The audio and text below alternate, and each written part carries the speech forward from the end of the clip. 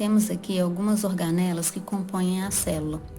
Então, temos representado aqui, nesse tom de lilás, a membrana plasmática, complexo de Golgi, retículo endoplasmático rugoso, retículo liso. Em roxinho aqui temos algumas mitocôndrias, o núcleo e o nucleolo. Aqui de cima dá para ver melhor a mitocôndria, como que ela é por dentro.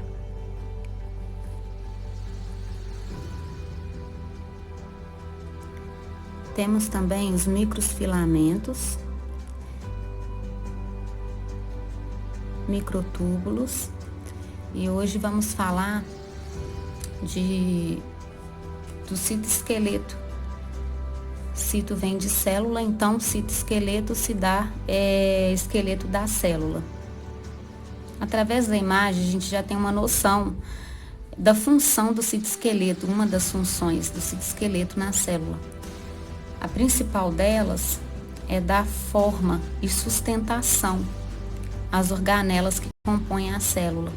Então, por essa imagem é possível ver como que ele vem dando essa sustentação para cada uma dessas organelas e permitindo até que elas fiquem interligadas, permite que haja movimentos celulares, seja interno ou seja de membranas. Como, por exemplo, existem células ameboides que se deslocam por meio de pseudópodes. Esses movimentos só são possíveis por causa do citoesqueleto.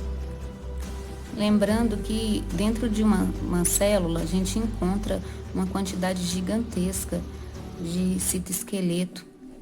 Então seria uma quantidade enorme de microfilamentos. Aqui a gente colocou com uma certa cautela para não poluir a imagem e dificultar o entendimento.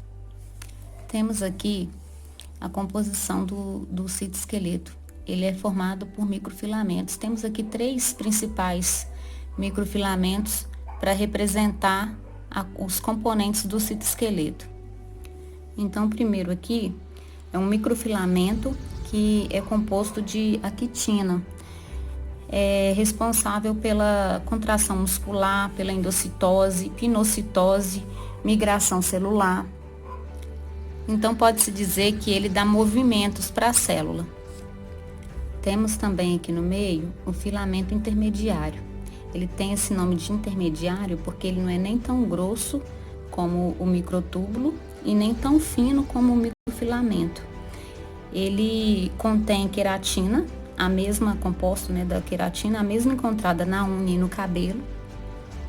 E ele é responsável pela estrutura, para dar estrutura na célula. E ele dá essa estrutura se prendendo em algumas estruturas da membrana. Ele segura a estrutura da membrana. E por último temos aqui o microtúbulo, formado por várias bolinhas, que são as tubulinas. E aqui dá para poder ver que por dentro ele é oco. Essas tubulinas podem também estar presentes no filamento intermediário. Então é ele que vai sair lá do centrosomo e permitir a organização dentro da célula. Ele define o posicionamento das estruturas celulares. Então, em resumo, o microfilamento é responsável pela movimentação, o filamento intermediário pela estrutura e o microtúbulo pela organização celular, além de transporte de substâncias também. Temos aqui os centríolos. Os centríolos são pequenas estruturas cilíndricas que estão presentes nas células eucarióticas. Trata-se de um tipo de organela citoplasmática que exerce uma função muito importante nas células animais e em células vegetais inferiores, que seria aí como exemplo de célula vegetal inferior, os musgos e a samambaia. Os centríolos, eles auxiliam na divisão celular, na mitose e meiose. Então, eles possuem a capacidade de duplicação, durante o ciclo da divisão celular. Após o processo de duplicação, os centríolos migram em direção aos polos da célula e eles auxiliam na formação dos cílios e dos flagelos, Para entender melhor como que ele é composto, eu colori esses palitos para explicar melhor, porque na imagem não dá para ver tão bem. Então, ele contém 9 conjuntinhos com 3 microtúbulos cada, que tá dando para ver aí, cada um com cor diferente, cada conjunto, né? E o centro deles são todos ocos. Dentro dessas estruturas é tudo oco e tem um centro oco aqui também, que não deu para mostrar bem aqui nessa peça, mas dá para ver essa parte oca aqui dentro dessa imagem. Os centríolos, eles são constituídos de proteína, estão localizados perto do núcleo, local também que tem por nome centrosomo ou então centro celular. Nos protozoários ciliados e flagelados, centríolos ajudam na formação de 2 filamentos chamados cílio e flagelo. Os cílios são estruturas filamentosas curtas e numerosas, que auxiliam na locomoção. Então, temos aqui nessa imagem esse monte de estrutura fina ao redor aqui de uma célula, que são chamados de cílios. Um exemplo de local onde vai ser encontrado esses cílios é na mucosa nasal. E eles varrem impurezas, como por exemplo o pó de giz, que entra na nariz, né? Temos cílios também na mucosa traqueal. Um outro local também simples de dar exemplo é nas tubas uterinas, né? Enfim, tem esses cílios em vários locais no nosso organismo.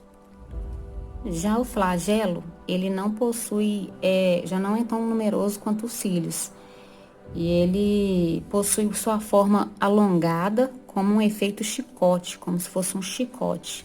Dá para ver aqui na imagem.